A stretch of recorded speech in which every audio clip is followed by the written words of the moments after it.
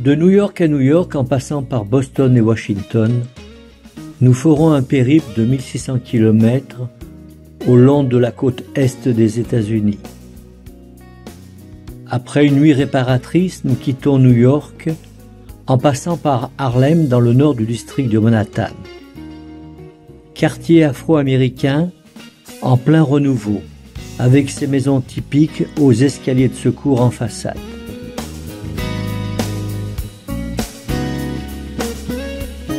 Petite halte devant la maison d'Hamilton, militaire, homme politique très influent.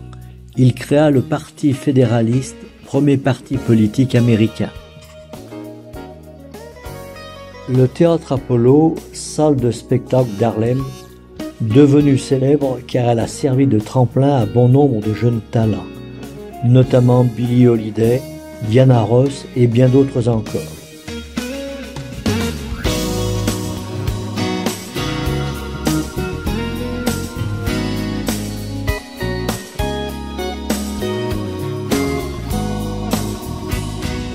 Cathédrale Saint-John-le-Divin, une des plus grandes cathédrales au monde.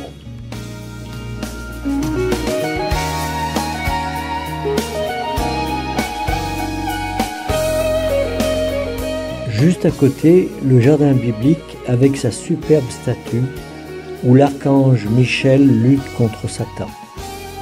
Allégorie du triomphe du bien sur le mal.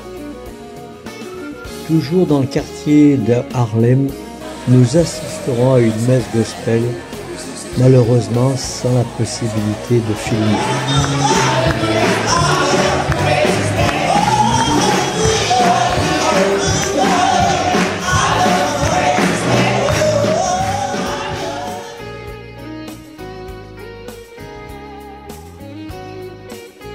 Halloween à New York est un événement important.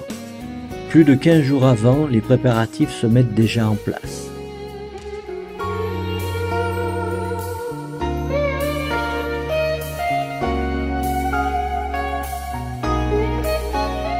Nous arrivons à Newport par le Newport Bridge, pont suspendu qui traverse la baie. Le port de plaisance a été fondé par de riches bostoniens en 1639.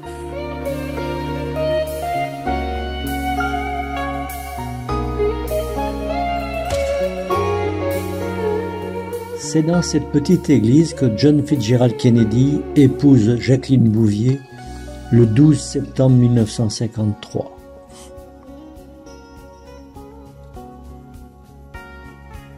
De nombreuses maisons bourgeoises, manoirs, ont été construits pendant l'âge d'or fin du XIXe siècle par les grandes fortunes de Boston.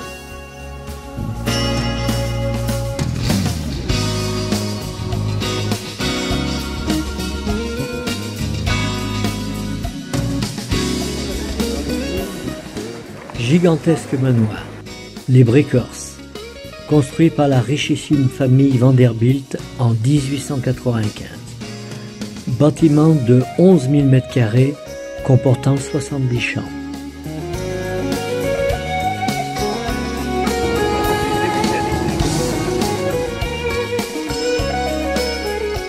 Boston, capitale du Massachusetts, fondée en 1630, c'est l'une des plus anciennes villes des États-Unis. C'est aussi le berceau de la Révolution menée par Samuel Adams contre les Anglais pour l'indépendance des États-Unis.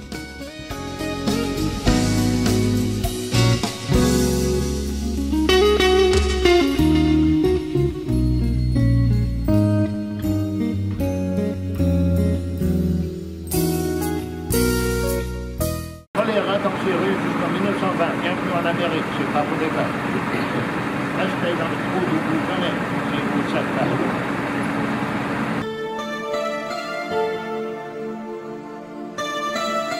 Maison en bois construite en 1680 du grand patriote Paul Revere.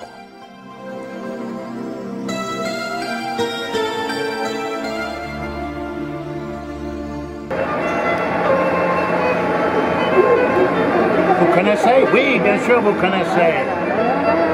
C'est l'île de Manche des nordistes dans la guerre de sécession. Mes yeux ont vu la gloire de l'arrivée de Dieu. Remarquez ça.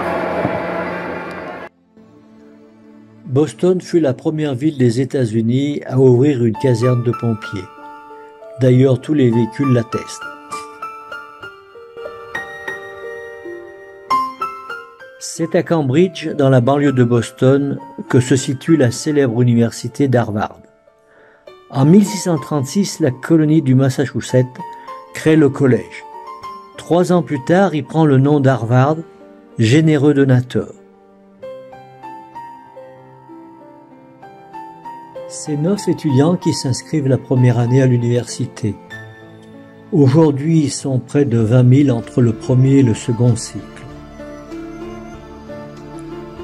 Bon nombre de présidents et de personnalités sont sortis de l'université d'Harvard, notamment Barack Obama, John Fitzgerald Kennedy, Bill Gates, Kissinger et bien d'autres, bien sûr.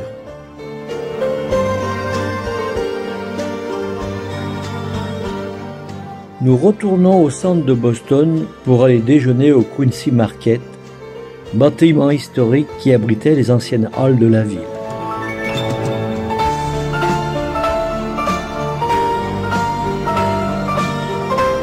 C'est un lieu de restauration très original, où une multitude de petites boutiques proposent leurs spécialités culinaires venant de tous les pays.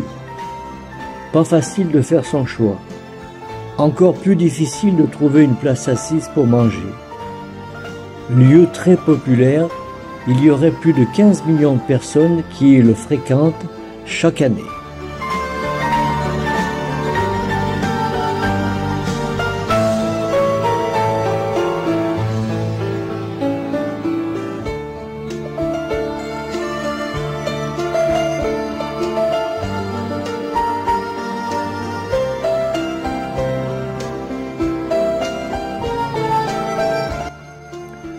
Nous quittons Boston direction plein sud, petite halte à Hartford pour visiter la superbe maison de Mark Twain, écrivain et essayiste bien connu pour son roman Les aventures de Tom Sawyer, paru en 1876.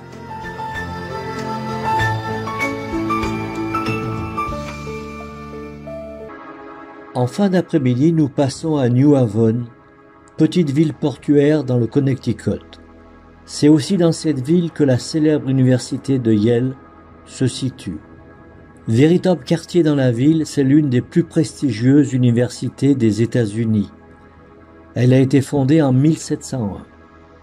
Aujourd'hui, elle compte près de 11 500 étudiants.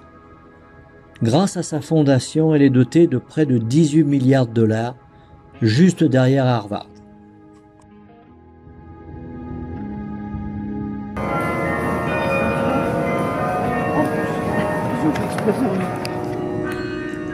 Bush père et fils, Bill Clinton, Gerald Ford et John Kerry sont tous des anciens élèves de l'université de Yale.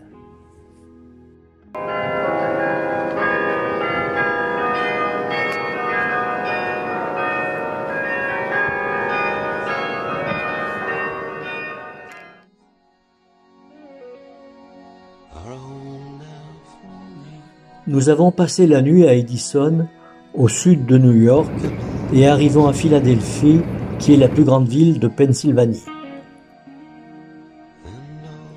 Ce matin, visite de la ville à pied, nous commençons par la plus ancienne des rues. Elle date de 1720. Maisons en briques accolées les unes aux autres. Le 4 juillet, il y a une délégation à costume.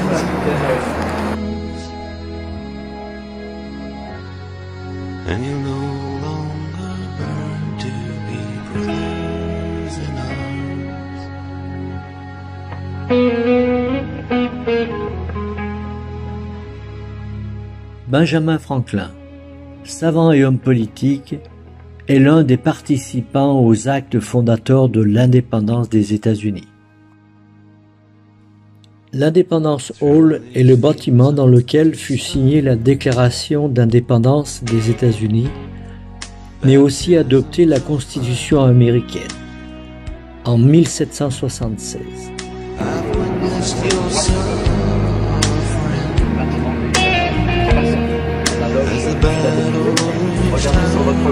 vous apercevez la tour, vous allez peut-être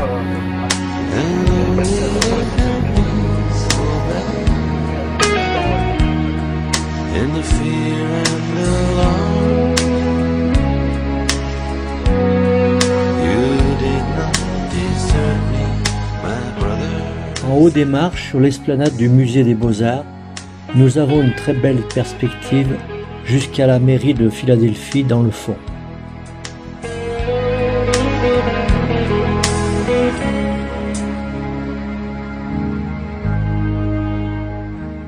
Nous avons quitté Philadelphie en début d'après-midi pour Washington, où nous commencerons nos visites par le cimetière d'Arlington.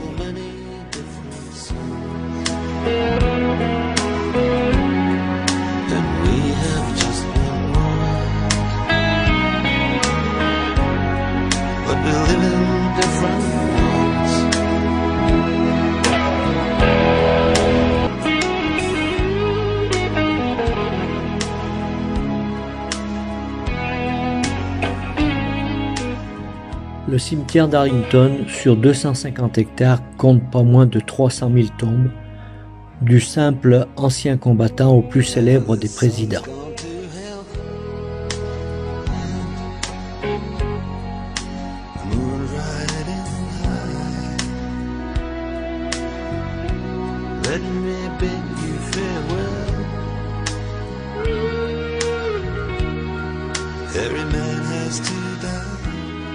Le Washington Monument, emblématique de la capitale, célèbre le premier président américain, George Washington.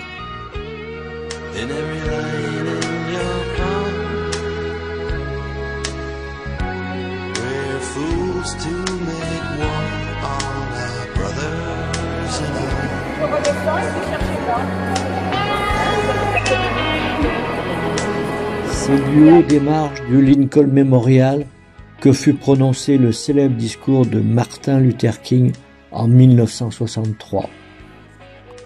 Will one day live in a nation where they will not be judged by the color of their skin, but by the content of their character. I have a dream today.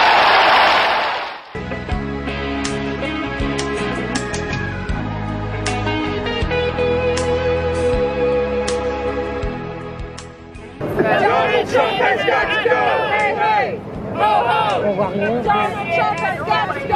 Hey, hey! Ho, ho! Donald Trump has got to go!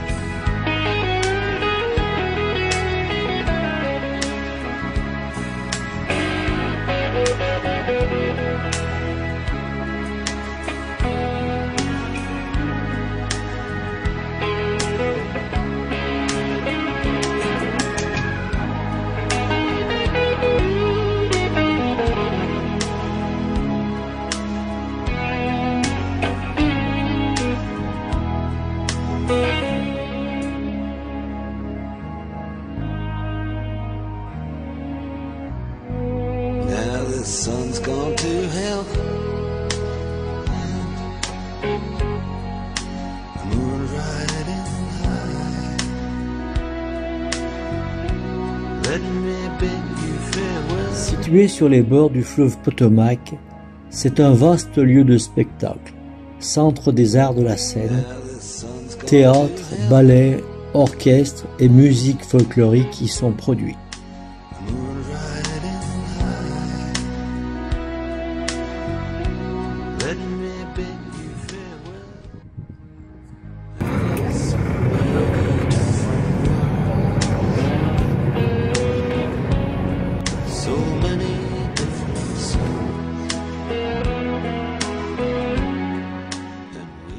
Notre dernière demi-journée à Washington sera bien remplie. Nous traversons la ville pour nous rendre au mémorial Martin Luther King. 50 drapeaux au pied du Washington Monument, symbolisant les 50 États de la nation américaine.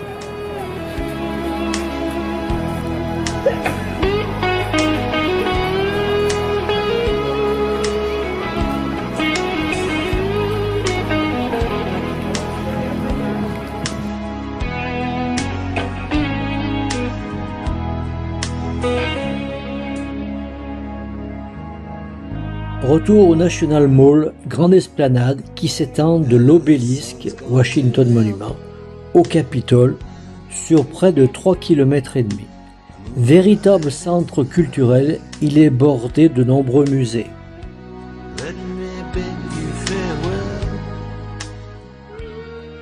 La Galerie nationale d'art est un des plus grands musées du monde. Son entrée est gratuite et on peut photographier sans problème. Sa collection est composée de plus de 140 000 peintures, dessins et sculptures.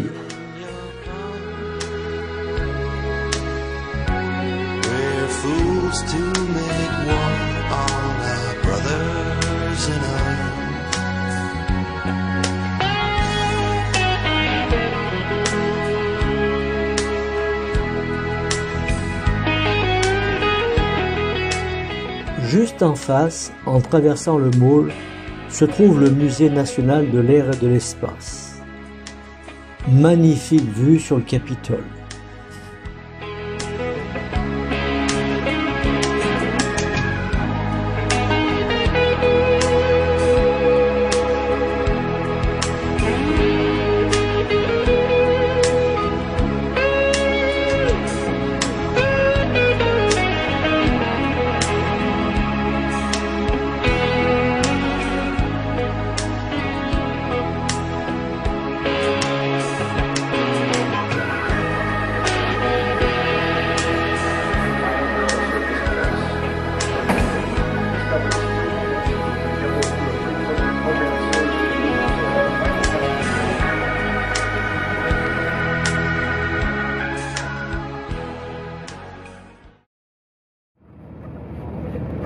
Cet après-midi, nous roulons à travers la campagne de Pennsylvanie en direction de Lancaster, pays amish où la vie semble s'être arrêtée il y a environ 2 siècles. Peu de technologie, pas d'électricité et ils se déplacent sans automobile.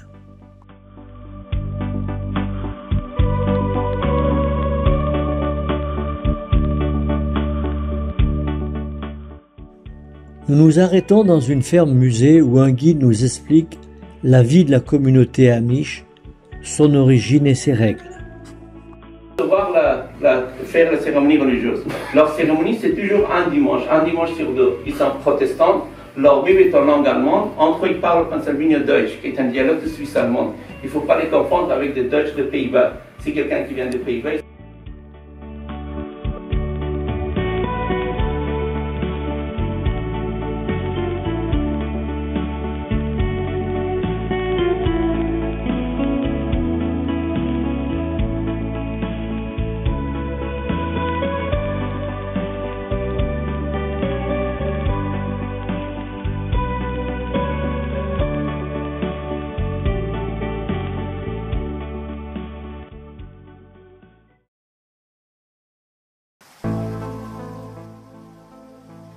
Nous avons passé la nuit à Lancaster et rejoignons New York pour les 3 derniers jours.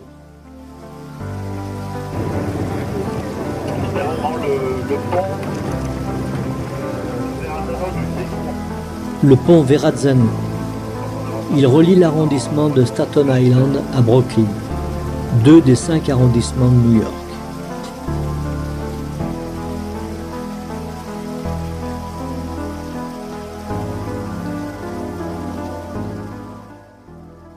Faisons un stop sur les hauteurs de Brooklyn pour admirer la vue imprenable sur Manhattan et ses gratte-ciels.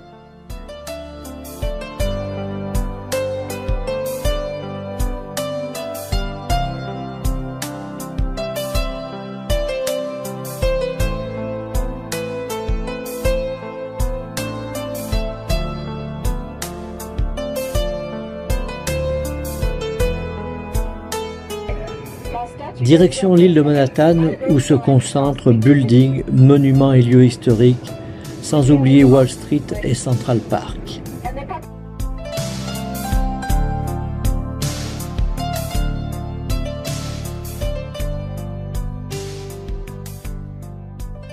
Wall Street, nom d'une rue de Manhattan où se situe le New York Stock Exchange, plus grande place financière du monde.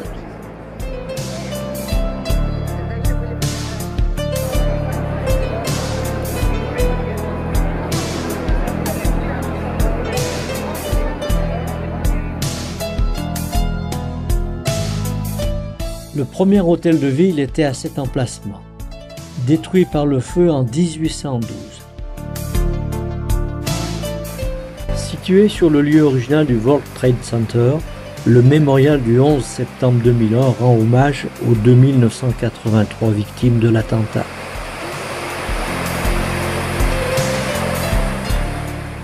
Dans l'esprit des concepteurs, la chute d'eau représente la chute sans fin des deux tours.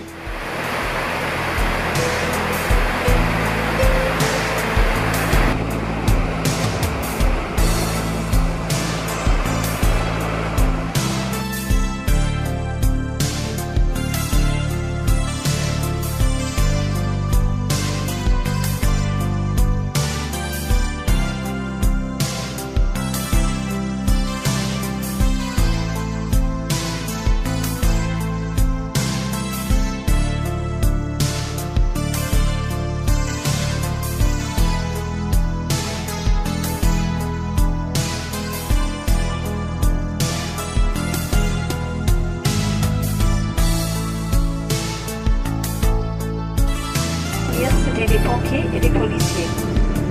Oui. Et tout ce que vous voyez de nouveau, tout ce qui est neuf, est au périmètre de l'ancien. Parce que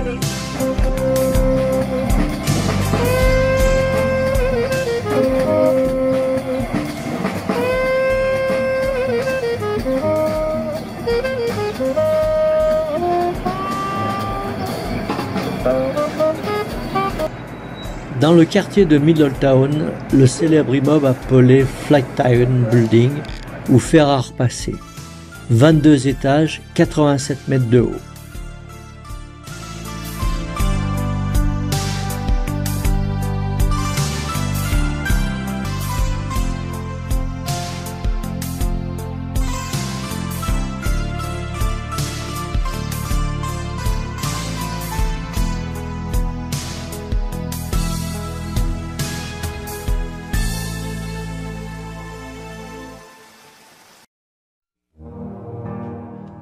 À quelques mètres du Rockefeller Center, la cathédrale Saint-Patrick donne sur la très chic 5e avenue.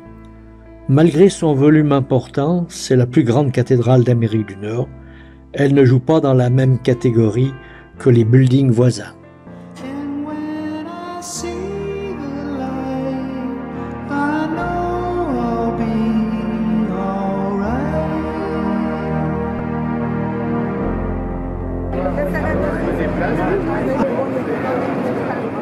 Après avoir dîné à proximité du mythique Madison Square Garden, nous allons visiter le Grand Control Terminal, gare ferroviaire située au centre de Manhattan. Voué à la destruction, c'est Jacqueline Kennedy qui s'est battue pour que ce monument ne soit pas démoli. La gare a été achevée en 1871. C'est la plus grande gare du monde avec 44 quais et 67 voies sur 2 étages.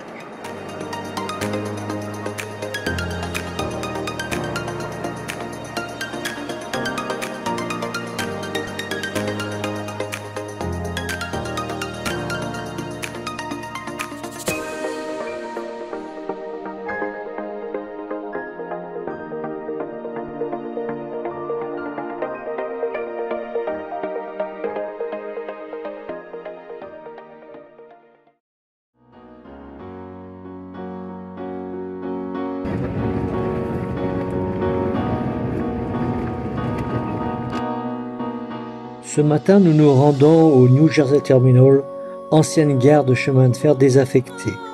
Aujourd'hui, c'est le point de départ des ferries qui desservent Ellis Island et Liberty Island.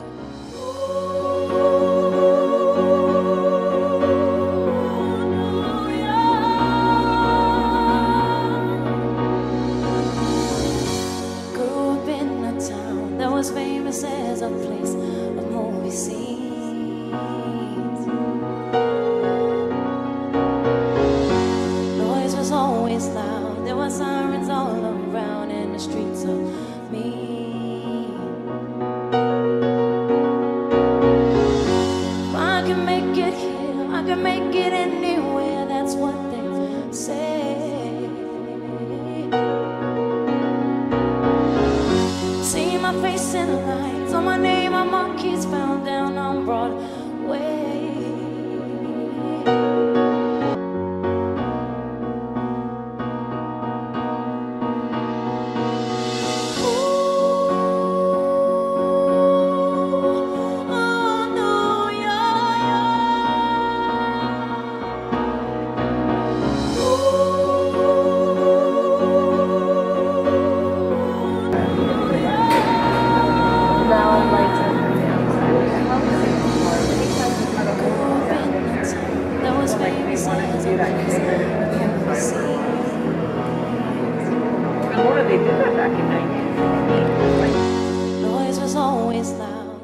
Ellis Island, toute petite île d'un quart de kilomètre carré, située juste en face de la pointe de Manhattan.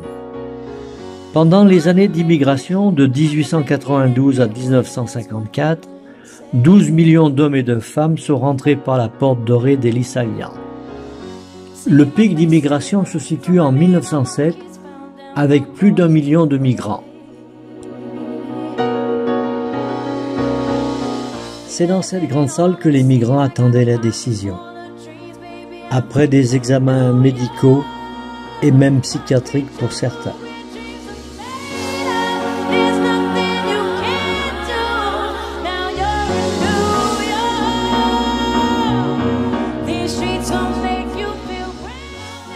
Ce soir, nous nous promenons sur les bords d'East River, entre le pont de Manhattan et de Brooklyn. Pour les plus courageux, superbe traversée, à pied bien sûr, du magnifique pont de Brooklyn. Pont à 2 étages d'une longueur de 1800 mètres.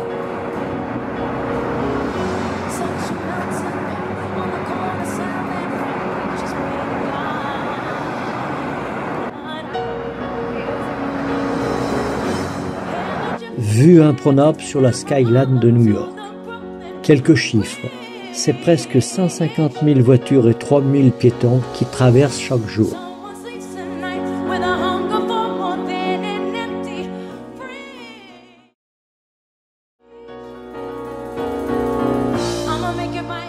Aujourd'hui, dernière journée. Nous débuterons la matinée par la visite de l'Empire State Building, building de style Art déco de 102 étages pour une hauteur totale de 443 mètres. Il a été longtemps le plus haut building de New York.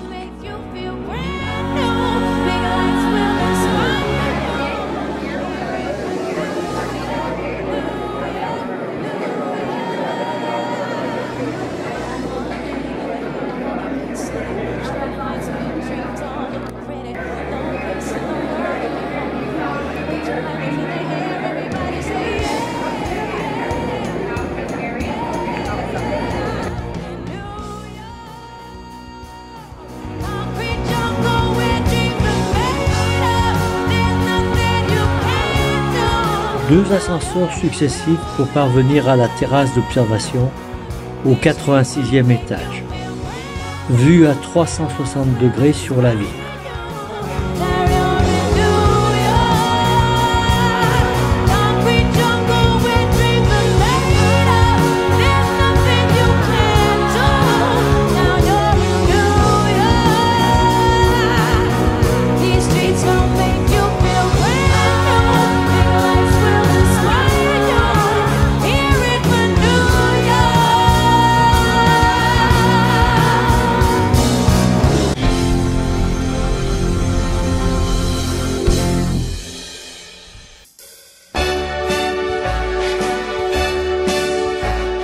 La High Line est une ancienne voie ferrée urbaine surélevée, transformée en jardin public dans le quartier de Chelsea, d'une longueur de 2 km 300. De 1934 à 1980, cette voie ferrée acheminait les marchandises du port tout proche jusqu'au sud de Manhattan.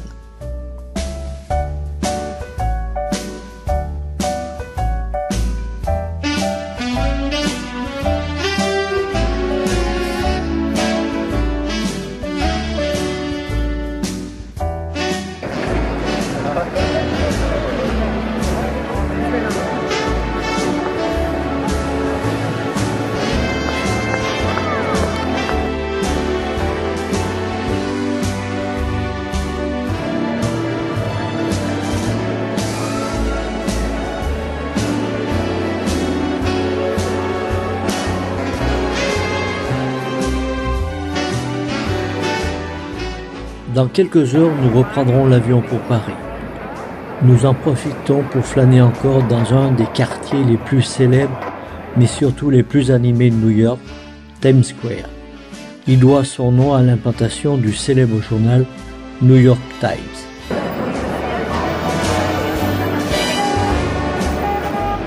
Centre de gravité de Manhattan, cet endroit est un vrai régal pour les oreilles, mais surtout pour les yeux. À toute heure du jour ou de la nuit, Times Square grouille de monde. C'est pour ça qu'on l'appelle Cross the World.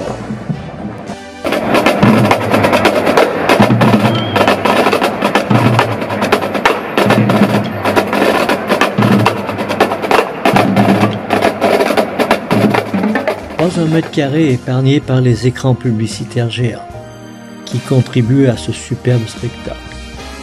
C'est sur ces images que nous terminerons le beau voyage qui nous a amenés de New York à Boston, de Boston à Washington et de Washington à Times Square. Merci bien sûr à tous et peut-être à bientôt.